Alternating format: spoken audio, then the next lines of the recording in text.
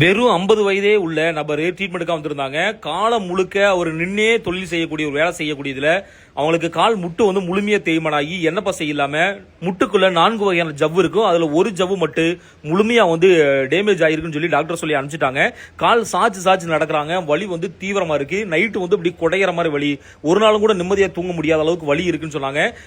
ட்ரீட்மெண்ட்டுக்கு வரும்போதே பை ஒரு மஞ்ச பையில வந்து அவங்க வந்து நிறைய மருந்து மாத்திரை எடுத்து வந்தாங்க. நாட்டு மருந்து, அலோபதிக்கு நிறைய மருந்து மாத்திரை எடுத்து வந்தாங்க.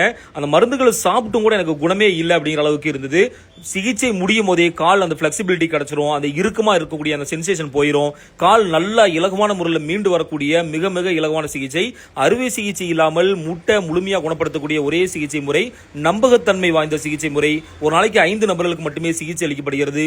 முன்பதிவு மிக அவசியம். மிக மிக இலகுவான சிகிச்சை.